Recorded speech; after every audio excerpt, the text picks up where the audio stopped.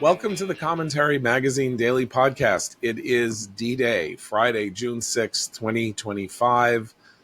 I am John Podhoretz, the editor of Commentary Magazine. With me, as always, executive editor Abe Greenwald. Hi, Abe. Hi, John. Senior editor Seth Mandel. Hi, Seth. Hi, John.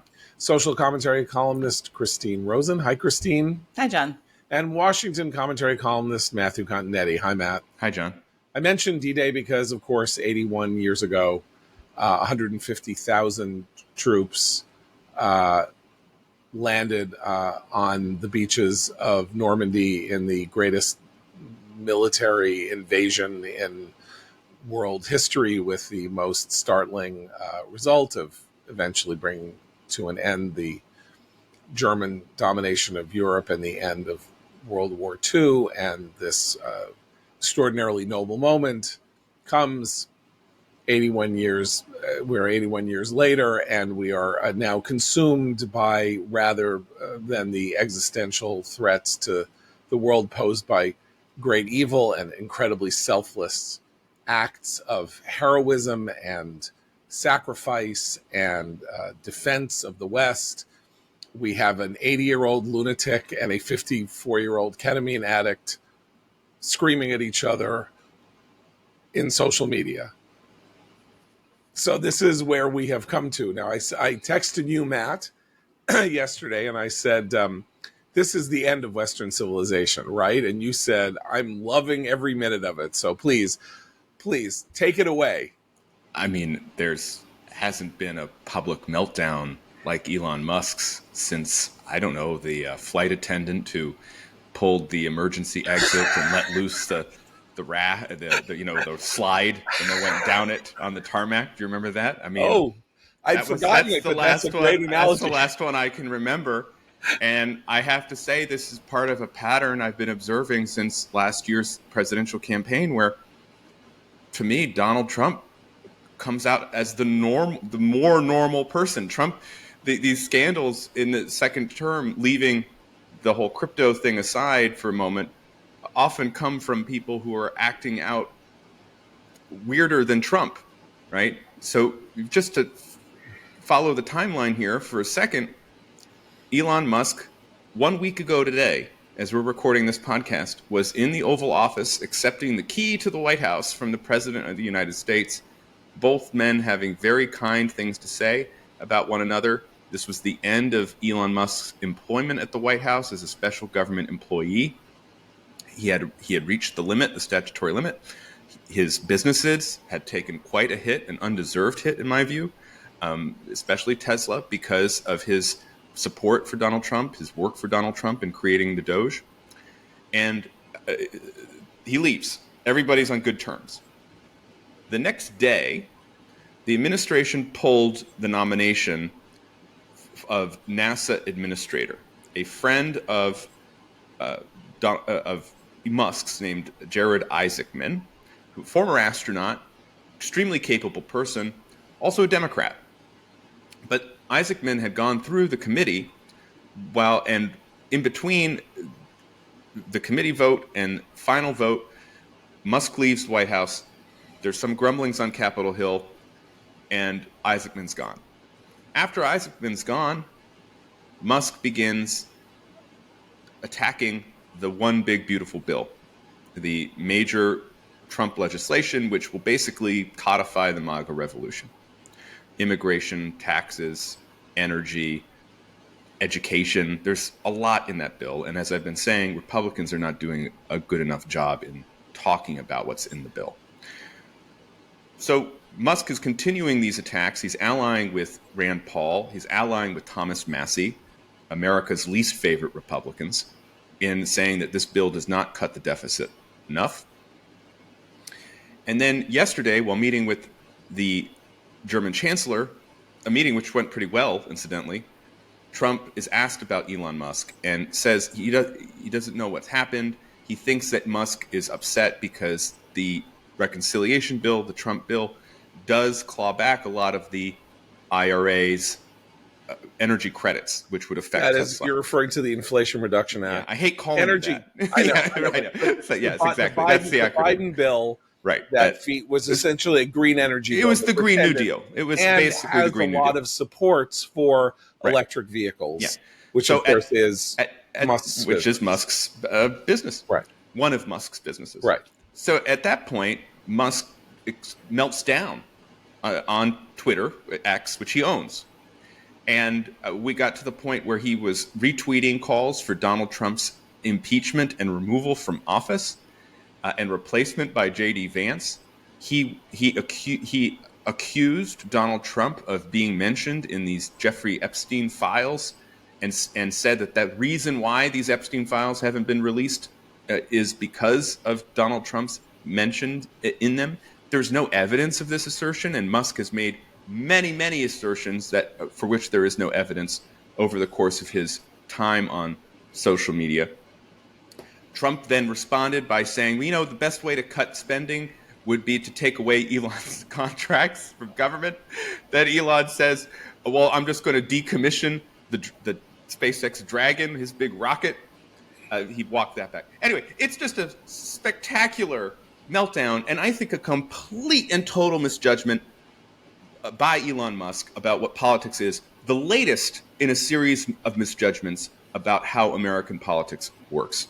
But doesn't it point to the much greater poor judgment of Trump to get Musk involved in the White House at all? I mean, I don't see. I mean, maybe on the sort of tit for tat here, Musk looks worse. But this is all this spectacular, ugly, petty thing because Trump elevated this guy and sort of deputized him that this guy he never should, who never had any business being near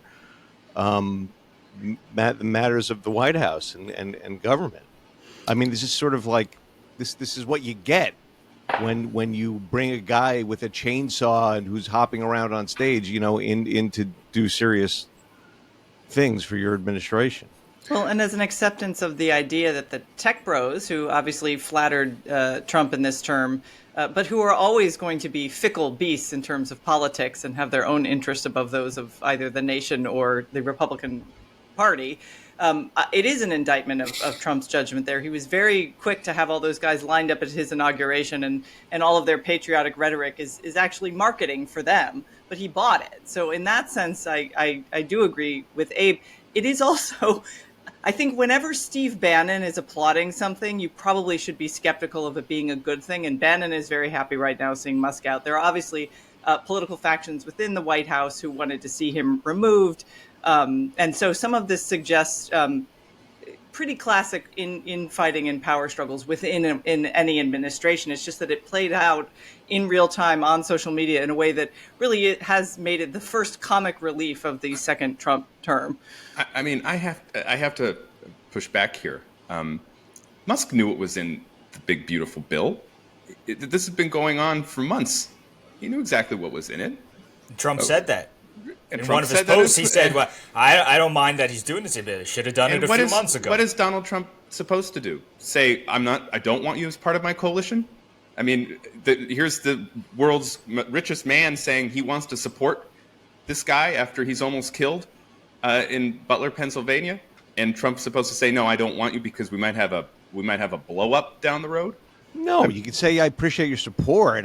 You want to talk about actually getting involved in the work of cutting down government departments. That's a different story. I think we got to tap on the brakes here a little bit. Okay, so you don't say here are the keys to the kingdom. Go for it. Well, I mean, I don't know if you want to really change government and cut the size of the federal workforce and change the way that the government's information systems operate and maybe look for waste. Why not? I mean, I don't think this is Trump's fault. Here's my problem with what you're arguing, which is that if you were to empower Mitch Daniels to run Doge, it would have been run better. Some of us want Mitch Daniels to run the world. So yeah, I live on planet Earth, where Mitch Daniels is not going to run Doge. Congratulations, thank you. Doge didn't do very well. Now wait, let me just. Okay, I just want to say that everybody knew that this relationship was going to end in They're tears. too alike. I mean, Right. as a relationship, they're too similar. So maybe the story here isn't actually about policy and NASA and the conflict between these two explosive personalities and alphas being in the same dog cage together or whatever. Maybe it is a story about social media, because what made this so staggering yesterday was the speed.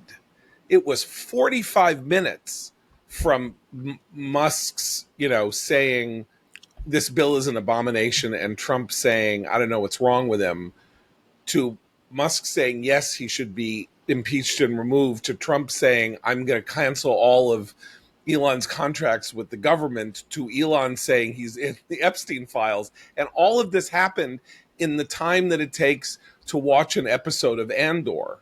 I mean, it was something that could never have happened before in the course of human history. You would have had a fight like this. You've had fights like this in government forever. But of course, they roll out in a kind of, it's not like, the telephone hour song in Bye Bye Birdie, or like she said that he was going out with you, but he's taking her to the prom. And now you tell him that he, like that kind of teenage fight taking place on the world's, with the world's largest megaphone and the richest man in the world and the most powerful man in the world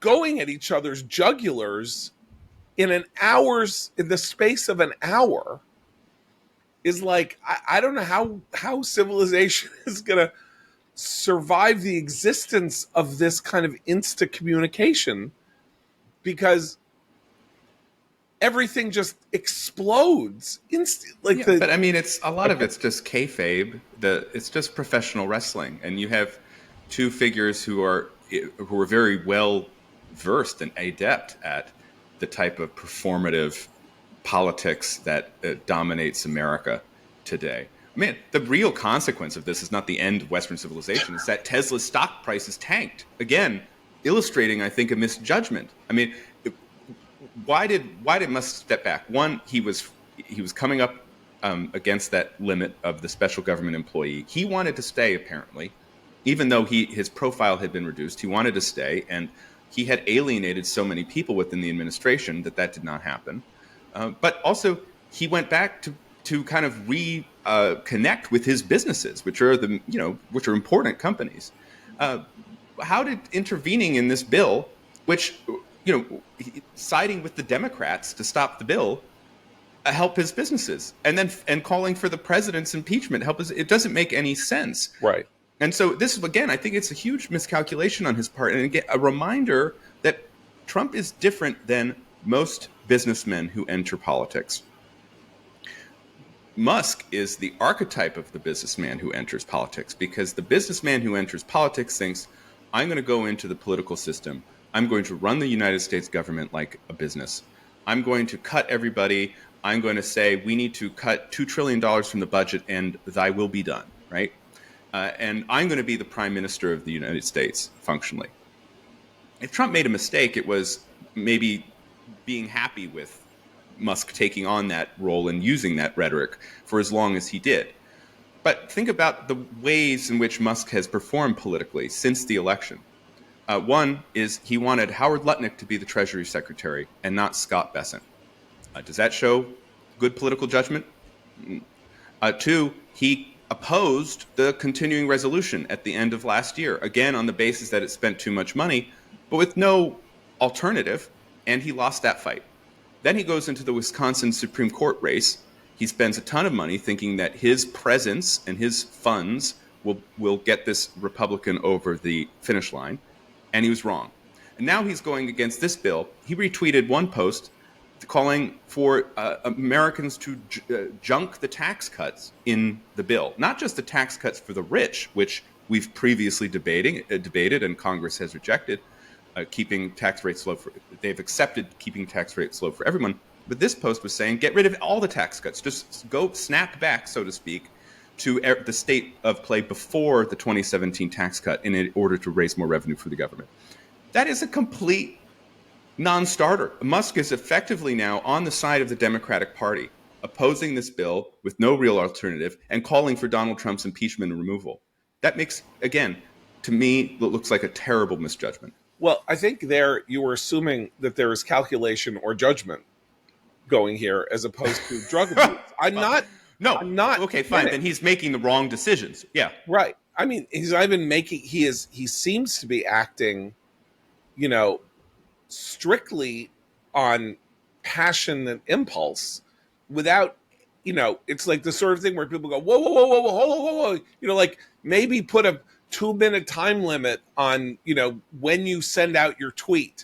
Write your tweet and then wait 60 seconds to see whether or not you want to hit send, because you could just right there cost yourself $100 million. Well, and which this is what he did. This is where there are similar temperaments, because Trump has behaved this way himself in the past. There are similar temperaments. The thing that Musk lacks, which Trump obviously has something of in this second term, are people around him to do just that. Susie Wiles, for example. Elon Musk needs a Susie Wiles, someone who's going to manage him as much as they manage, what the power moves and economic decisions being made around them. And he does seem to be untethered in that way, in a way that actually it has been useful for Trump to have slightly more discipline in the White House. But then there are, Stephen Miller's wife has been working for Musk. I mean, there are a lot of overlapping, sort of interests going on in the West Wing. But it is, temperament matters. I mean, I keep beating this horse, but this is actually why you understand Americans finding it very appealing for someone who argues, as you say, Matt, Trump said, I'm going to run the country like a business. People think, well, businessmen are practical. There's a bottom line.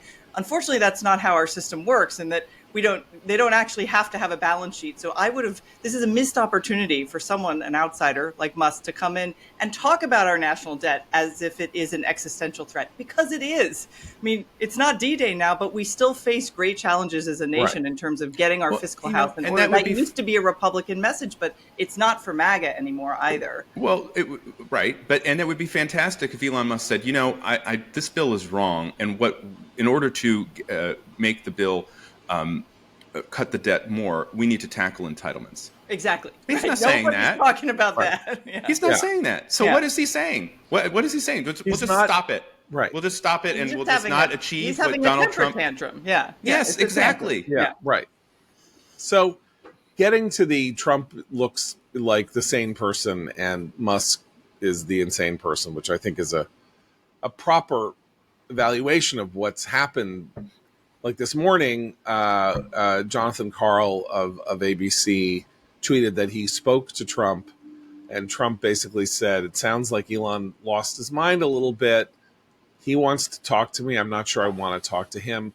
Trump, tonally yesterday, when he was speaking about this and even tweeting about this, achieved a level of sang-froid that he was the Mariah Carey meme. He's like, I don't really know her. Like, That's what told me that the feud was real and not totally made. Because at the beginning, people were like, I don't know if this is a real feud or if they're just performing or whatever. What told me the feud was real was that Trump was acting unlike the way he acts when he gets into those, like, as Matt said, kayfabe feuds. He really goes all out, and you never know if he really means it or not. But he seemed to be genuinely surprised by the turn of events, and so that's what surprised me the most, is that you could see his surprise. He really didn't understand what had set Musk off in that direction. The other question that you have to ask about Elon Musk is where he goes now, because he says to Trump, "You're president for 3.5 more years. I'm going to be around for 40 more years, and I've got tons of money, and everybody should think about which side they want to come out on in this, breakup." But I'm not sure that he hasn't burned a number of bridges, both within not just the Republican Party, but within MAGA and also with the Democrats. I mean, it would make sense for the Democrats to try to court him and bring him over and see what he can do for them. But they are in a very stubborn state right now, where they are driven by their progressive wing almost entirely. But And the progressive by the way, wing yeah, is the wing that will but absolutely not tolerate his appearance in their ranks. okay, but forget the progressive wing. The one thing that has happened here that might have longer lasting political consequences is if you live where I live, right around New York and New Jersey, there are primaries right now. Gubernatorial primary in New Jersey, mayoral primary in New York. And the clearly poll tested, focus group tested message, largely as a result, I think, of the Wisconsin Supreme Court race that Matt mentioned, is Trump and Musk. I will take on Trump and Musk. Musk and Trump and Musk. Mikey Sherrill, gubernatorial candidate in New Jersey. Steve Fulop, gubernatorial candidate in New Jersey. Scott Stringer, mayoral candidate. Every mayoral candidate in the Democratic race in New York City running commercials saying, I will take on Trump and Musk. They think this is a winning message. Musk is less popular than Trump. Musk's numbers have cratered. People in America don't like him, and they're trying to use, they're piggybacking as Trump's own popularity has risen. According to RCP, Trump's numbers, or Decision Desk HQ, Trump's overall approval numbers have gone up 8 points since March. 8 points. It's basically break even now. Right. According to the polls. He was underwater by nearly 10 points, and he is now close to break even. That's not sort of what you would expect, right? So what's happening here is that the main Democratic message, which is you can kind of get a twofer. I'll take on Trump. I'll take on Musk. I'm taking on the guy who's the president. I'm taking on the most powerful, businessman in the world. And together they're trying to ruin America. I will not let them do that to my state or my city. That may be denied them now. If this feud continues, this is the message of 2025. It's like in 1995-96 when the Democrats weaponized Newt Gingrich, made him famous, and then made him the tar baby, and they used him as a stepping stone to get themselves back, or at least get Clinton back into the White House. And if this fight continues, if this estrangement goes on, it's not that Democrats are going to court Musk. It's that they're going to lose this weapon that they think is a kind of golden thing for them at a time of real trouble. It's also absurd to think that the Democrats would be any better at cutting the debt and deficit. I mean, again, the question is always compared to what? I mean, the Democrats don't want to do anything about Medicaid, which is a huge subject of debate here, and which is growing and growing into a kind of low rent universal health care program that is a huge fiscal drain on the government, and also a huge drain on the ability of able-bodied working age men to enter the workforce. So this is what I've just been asking over the past several days. What does Musk want? Now, Mickey Kaus on X points out that maybe the root of it is this NASA appointment. Because when you think about what is Musk's major concern, I'm not saying he's unconcerned about the debt. He has talked about that before. He's also been very concerned about what he calls the woke mind virus, right? That's something that, again, he does not share with the Democratic Party. But what really got him excited at that inaugural speech? It was when Trump said we were going to go to Mars in the new golden age, and we would make humanity a extraplanetary species. That Trump didn't use those words, but those are Musk's words. That's like Musk's mission in life. And I think he believed that this man, Isaacman, was the person who could do it. And now we don't have anyone at NASA. And so I thought that was a sharp observation by Mickey. The other point I'd want to make is the person who could lose out big is J.D. Vance. So J.D. Vance, is trying to get Trump's endorsement. He's the incumbent vice president. He's already the front runner, according to polls, for the Republican nomination in 2028. 2028 contest money will be a factor. Money isn't determinative in politics. If it were, Michael Bloomberg would be entering his, whatever, second term as president.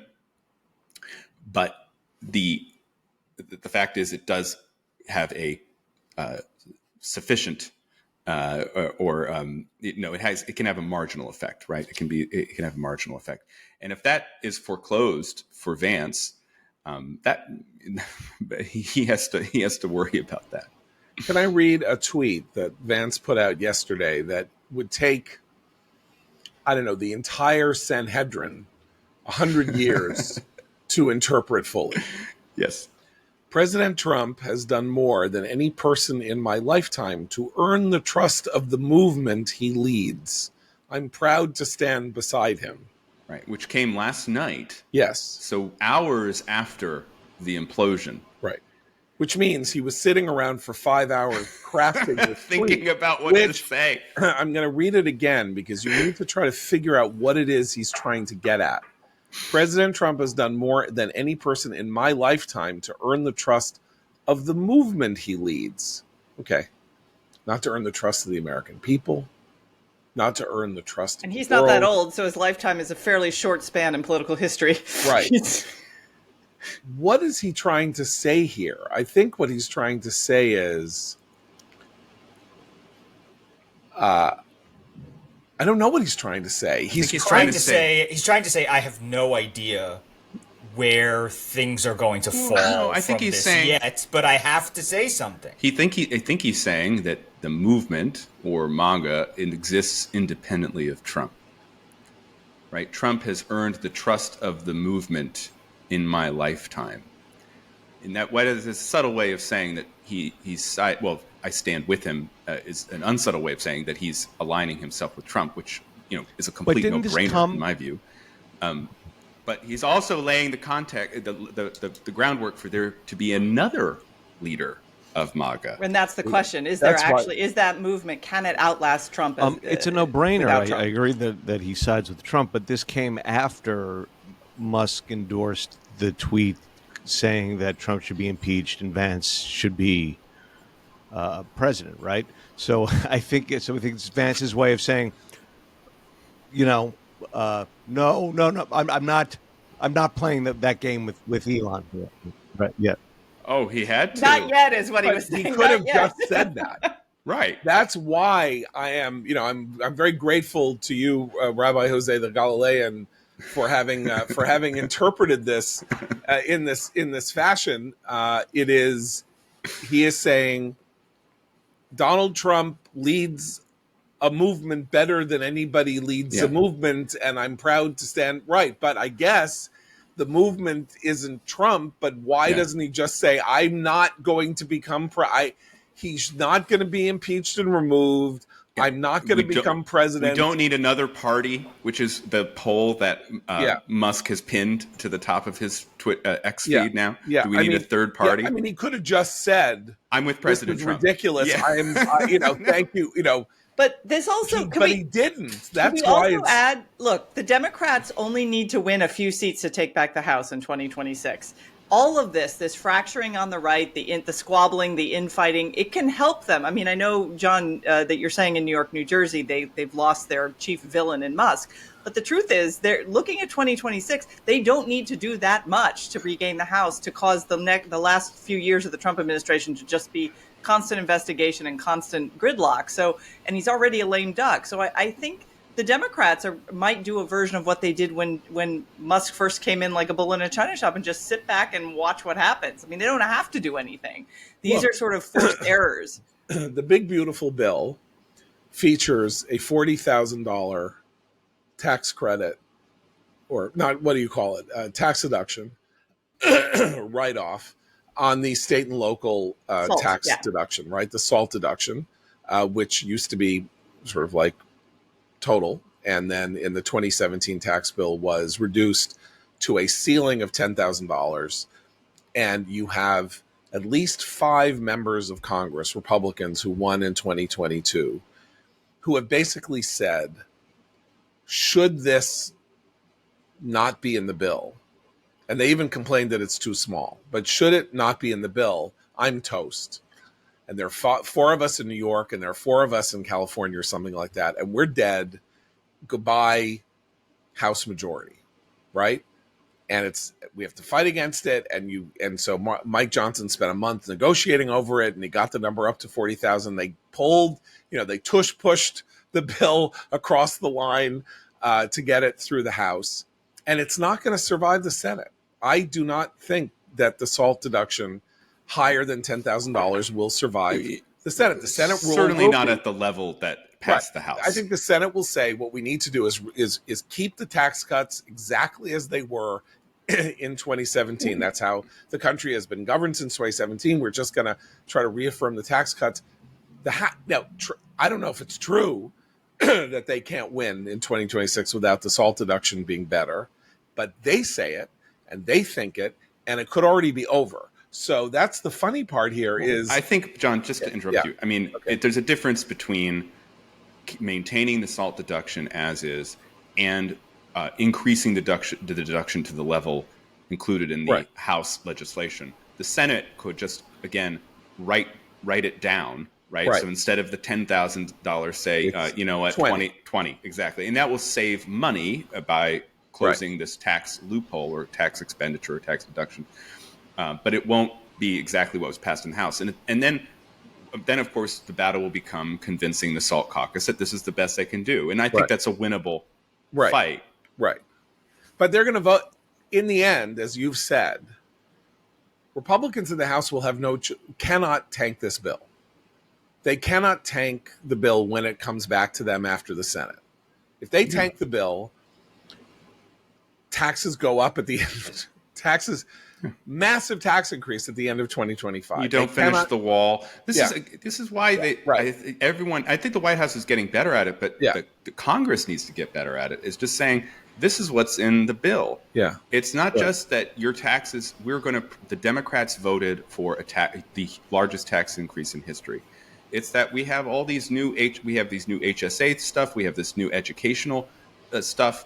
We have the border wall finished. We have more money for ICE. We have changes to immigration law to make all of these things are in the bill. If you don't let it pass, you get nothing.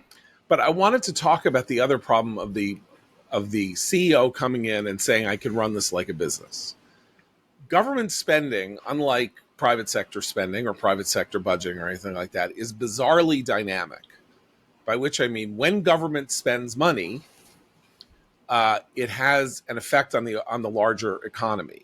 That is not true of a corporation. I mean, obviously, it's better if a corporation circulates money in the market. But if the government gives people $2 trillion in a tax cut, that has a dynamic effect on the economy.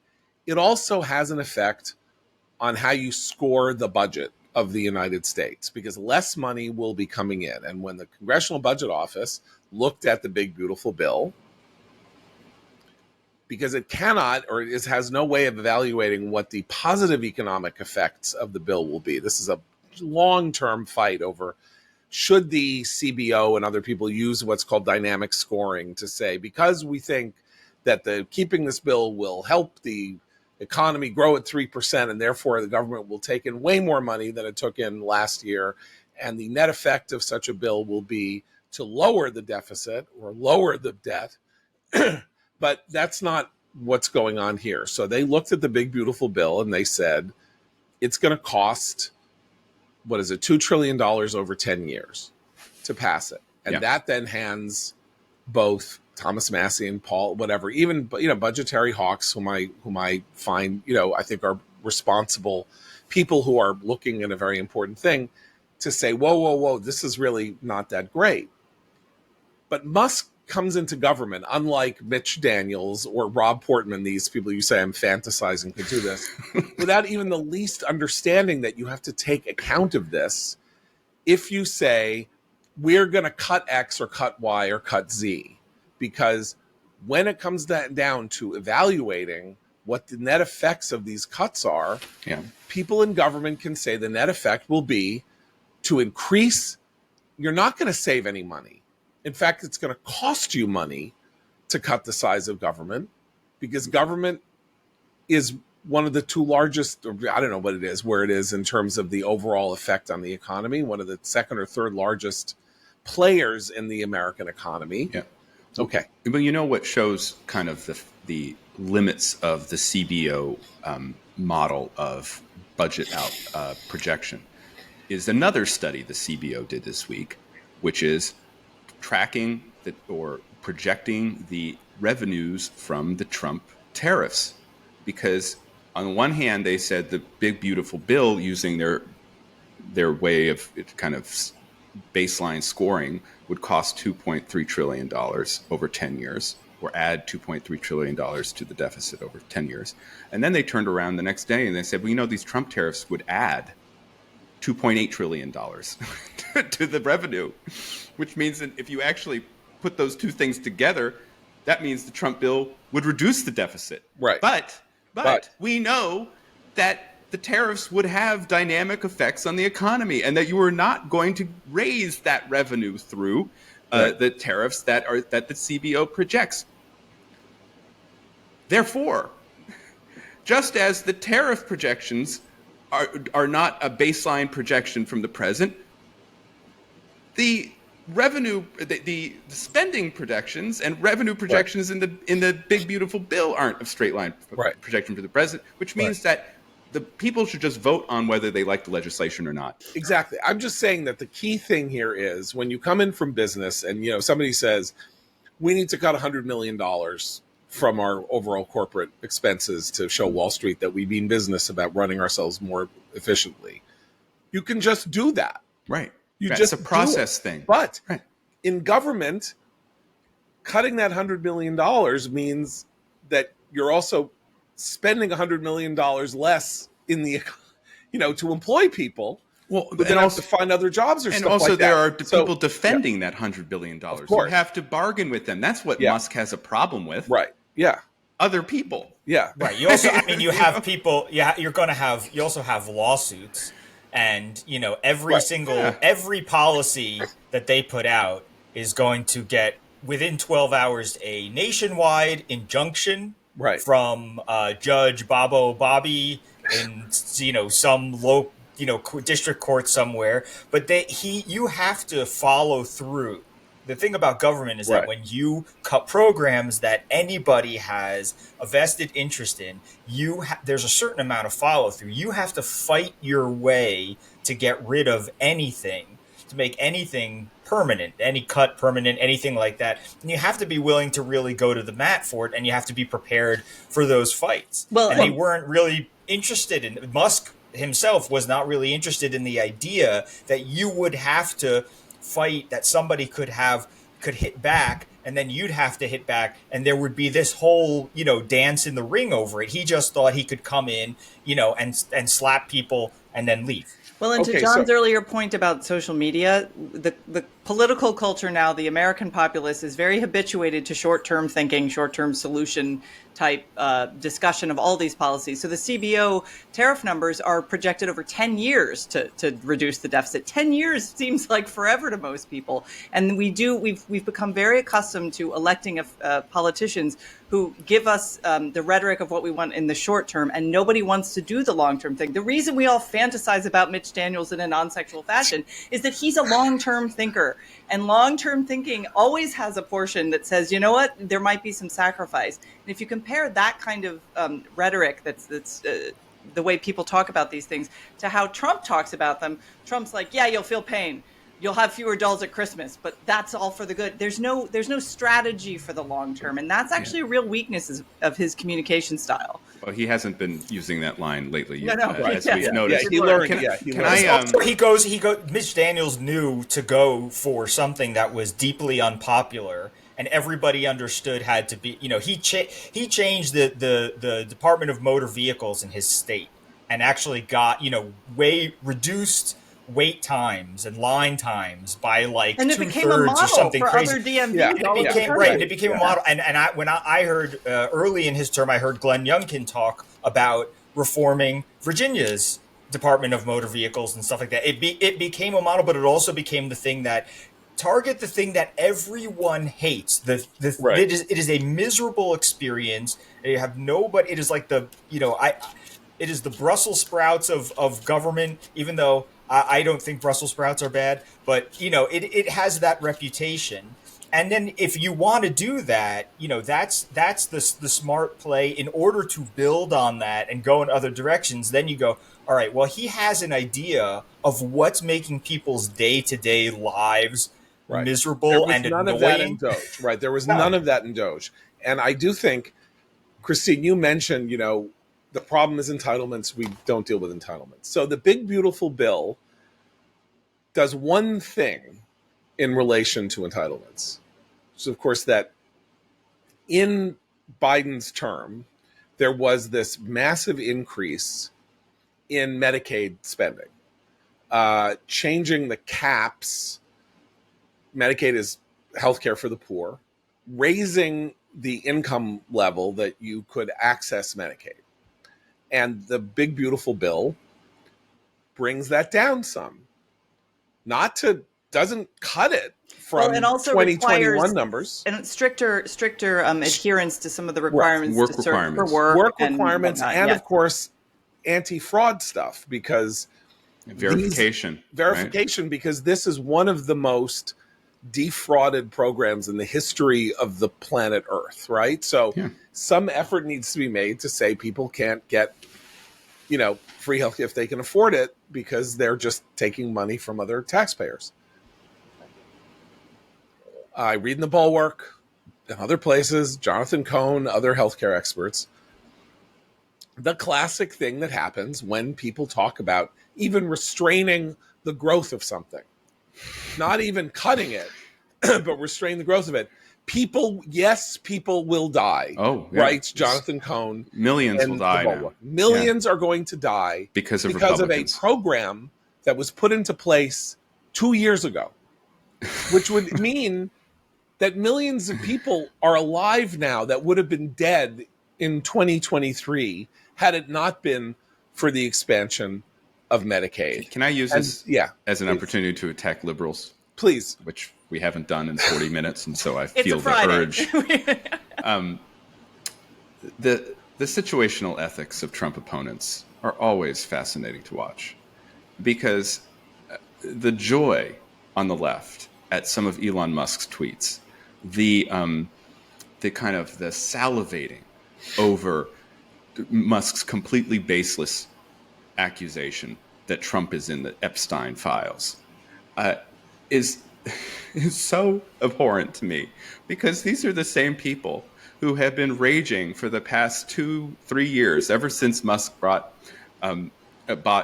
Twitter and turned it into X, that Elon Musk is platforming Nazis, that Elon Musk is saying these things about Reid Hoffman, the founder of LinkedIn. He's saying things about white genocide in South Africa. How dare he? How dare he? He's already killed people because Doge clamped down on our foreign aid programs. And yet the second he turns on Trump, the second he starts saying that Trump needs to be impeached and removed and Trump's signature piece of legislation ought to die, and that Trump is in the Epstein files, these people are like, oh, yes, Elon Musk, give us more. Where's that city where you hide all your baby mamas? We want to go there now because you share our main antagonism. There are many other things. I close my case. I close my case. I just want to add one. Austin, by the way. But I want to add one, which is that, there are always these accusations that, Trump, everything is vaporware with Trump, which I agree. And he says he's going to do and all this. I mentioned yesterday, I think, that I, lost 2 hours of my rapidly waning life, as I age and I have fewer hours left in this veil of tears spent on New York City mayoral debate. Okay. So, the surging progressive candidate in New York City is Zoran Mamdani, uh, who is 30 something years old, in the has a state assembly seat in Albany, has done nothing there, um, and is an anti-Zionist, which is an interesting position to be in a city that is 12% Jewish. Hard to win ordinarily when you're that oppositional to a core ethnic bloc's views. Okay, whatever. Progressive whites love him. He's got 50% of the white vote in New York City, supposedly, or more. So Mamdani's main issue, aside from government-run grocery stores in poor neighborhoods, because I didn't know that we lived in Soviet Russia, but okay, government-owned grocery stores in poor neighborhoods, is that he is going to freeze rents for people in rent-stabilized apartments. I don't want to describe the rent rules in New York and what rent-stabilized apartments are, but he is going to freeze rents. He cannot freeze rents. He has no authority, no power. There is no mayoral ability to freeze rents. There's a board that is appointed that helps evaluate how much rents can be raised or not raised on an annual basis in these apartments. He cannot do it. He has been running millions of dollars of ads saying, I'm going to freeze your rent. Where's the world of people saying, you should be run out of town on a rail? You can't tell the people that you're going to freeze their rents. What the hell are you doing? You're like straight up lying to 8 million people. You anti-Zionist twerp. Like what? And so this is now the other side, which is that there is this weird thing where the post-truth world that supposedly Trump has ushered in and is his fault, which I do not believe it is. I think he has benefited from it, but they're doing it just as much, if not worse. I don't think Mamdani is going to succeed, but I mean, it's like in an ordinary universe, a guy who is like rising in the polls, half of that debate would have been about, just explain to me for 5 minutes how you're gonna freeze rents when the mayor doesn't have the power to freeze rents. Just lay it out for me, will you? And he could say, well, I have a plan. It's on my website. No. Forget the website. People are here to hear what do you have to say? How are you doing? What the hell are you talking about, right? So that's the other side of the progressive thing, which is like, we get to say anything. We can, and go out of progressivism, we can call a Green Energy Act that creates gigantic boondoggles the Inflation Reduction Act, even though it's a contributor to inflation and simply a massive increase in government spending. But we'll call it whatever we want to call it, right? And by the way, just let me add, as you know, I'm very critical of Trump. What a genius that everyone is now calling it the big, beautiful bill. I know. Think about it. It's been 2 months. It's the big, beautiful bill, right? And now you go on TV and it's like Trump's big, beautiful bill ran into some trouble today. NPR is using it. Yeah, no, I mean, it's like, and without sort of irony, like people would, when he said that the phone call with Zelensky was perfect, people go, oh yeah, the perfect phone call. But he has in fact dubbed this bill. I believe I think the official title of the bill in the House is the Big Beautiful Bill Act. Yeah. Right. So it's the BBB. We've been joking for years that somebody needs to do that Republicans should do that, because they are the ones who are constantly, Democrats are always able to do things like don't say gay.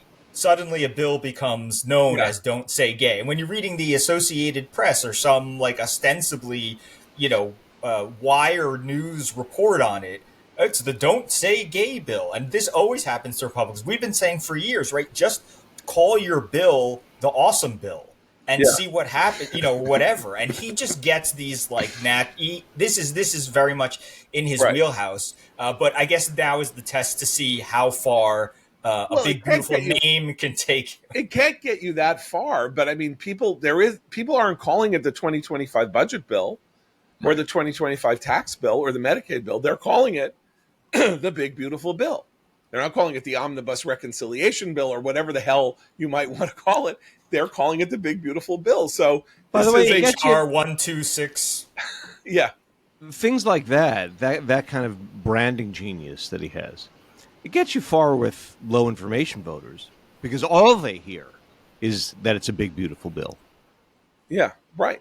No, but I mean, and as I say, like the act of sort of psychological infiltration that it creates. It's like if you're Marjorie Taylor Greene, inconstant Marjorie Taylor Greene, the Cressida of the House, inconstant in her affections, supporting, opposing, supporting. But now Musk is against the big beautiful bill, so now she's against the big beautiful bill. She's against a particular provision, right? Which is the ban on state legislation over AI, which was contained in the House measure. Which, by the way, I think Elon Musk would support such a ban, right, in order to increase. Well, it protects big tech and AI from any sort of regulation at the federal, at the state level for 10 years. It's insane. But the reason I bring her up is only that the people who are opposing the bill on principle, people I loathe. I mean, even though the bill is a monstrosity in many ways, like all these bills always are, and there's going to be stuff in it that we're going to find out later that's in there that is going to make our hair fall out.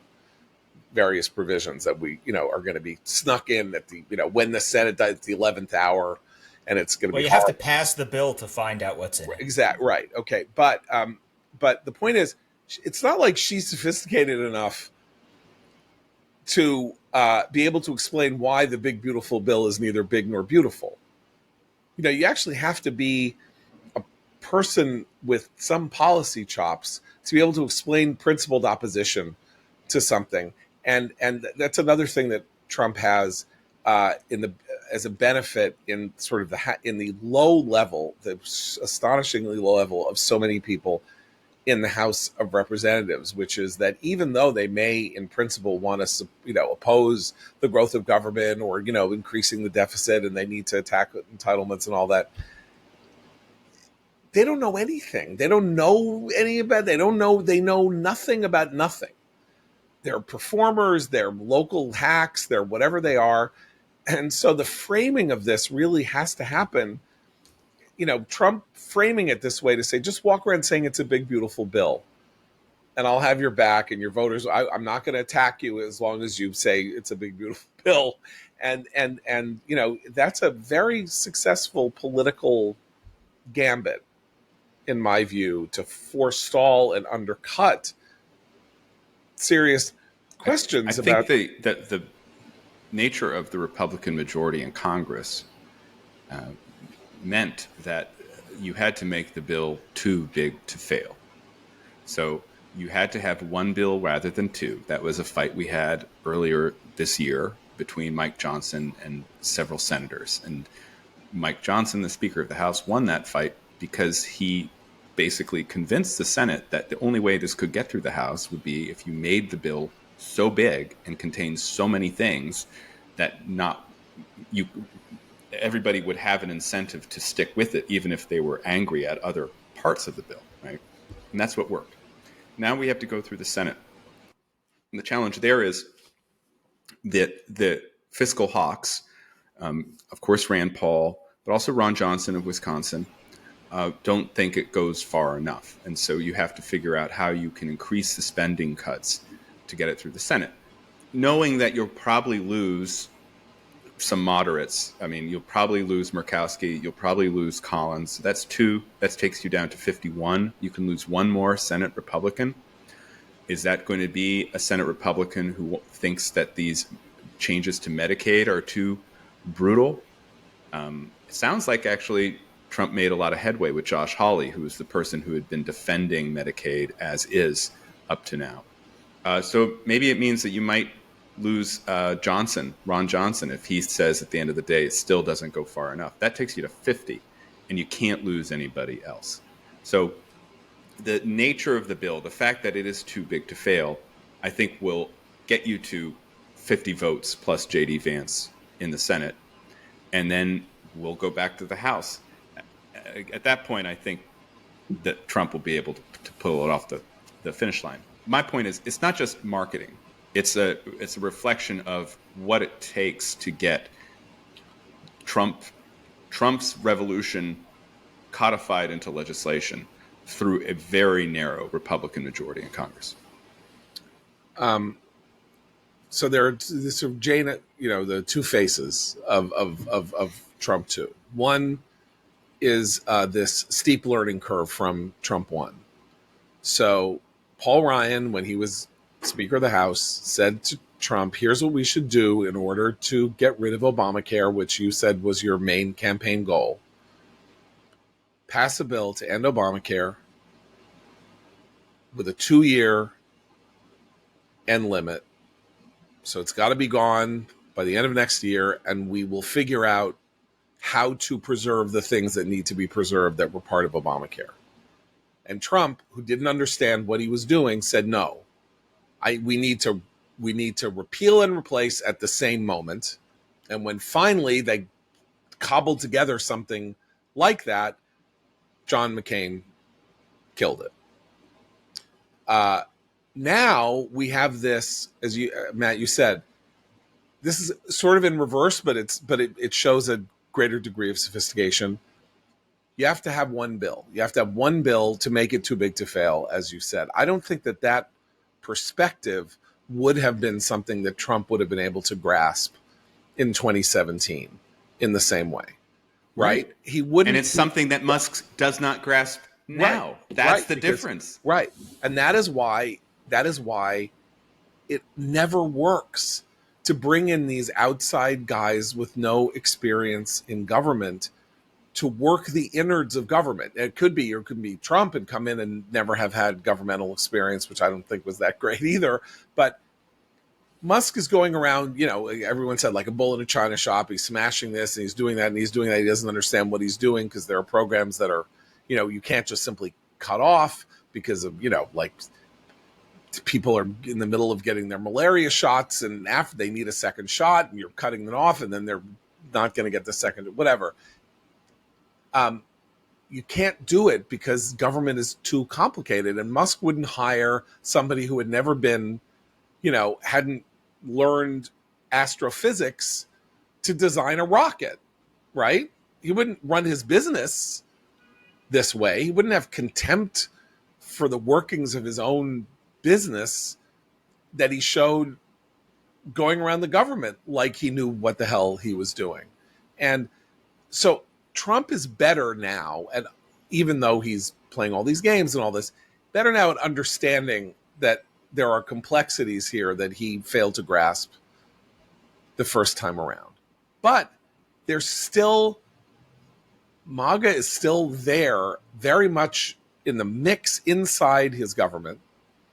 And the story of Jared Isaacman, which they can tell, I think, pretty effectively by saying, honestly, he did get through the Senate. But, maybe it's not that great for our number one, sort of like government efficiency person who is also the number one private contractor to NASA, which is about to use SpaceX to do its work for it. Maybe they shouldn't be that close. Might not be the best good government thing to have Jared Isaacman as basically Musk's puppet, being moved around a chessboard for the benefit of SpaceX, even though I love SpaceX, right? They're not even saying that. No, they're saying he gave to Democrats and Right. with his money, and we don't like that. So, it was purely about who, and that's Now all they that can was the say it. drumbeat. Yeah. But now they can say it. But of course, that's not why they opposed it. It turns out that, there's this one guy vetting White House personnel named Sergio Gore, who got into it with Musk, and Musk, again, with this weird lack of judgment, maybe because, as he says, he's on the spectrum and can't read social cues, didn't understand, you don't want to go around and sort of piss off everybody because they also have tools to use against you. Again, other people in government know that. Musk fought with Rubio. Yeah. Right? And that actually led to an elevation of Rubio. Right. He fought with Bessent. Yeah. That led to an elevation of Besant. Yeah. And then he wanted to go to the Pentagon and get a special briefing, a classified briefing on China. And someone leaked that to the Wall Street Journal, and Trump, in response, he said, you're not going to get this special classified briefing. Right. He ended up getting a different sort of briefing on China. So he was pushing all along, and in a way that may have been similar to the way he runs his companies, but there's only one president at a time. There's only one president at a time. So even if you want to be the CEO of the US government, there's only one, and that happens to be Donald Trump. I'm going to make a quick recommendation for the weekend. I don't want to sound pretentious, but I happen to be reading about the English Civil War of the 17th century. And at the recommendation of a friend of mine, I've been reading a book called God's Fury, England's Fire, by Michael Burdick, a history of this unbelievably complicated and endlessly fascinating period, sectarian, the birth of modern politics in many ways in our time comes from the fight between the sovereign and the parliament, in the person of Oliver Cromwell, maybe the first modern dictator in the person of Oliver Cromwell, and a time of almost unprecedented civil war viciousness. Maybe our Civil War got worse simply because the weaponry got more deadly over time. But it's really an extraordinary book, an extraordinary history of this astounding period. So that's God's Fury, England's Fire. And I recommend it heartily. You can get it on Amazon and wherever you get your fine books. So have a wonderful weekend, everybody. We'll be back on Monday for Abe, Christine, Seth, and Matt, the full house, for this unprecedented day of Narishkeit. I'm John Podhoretz. Keep the candle burning.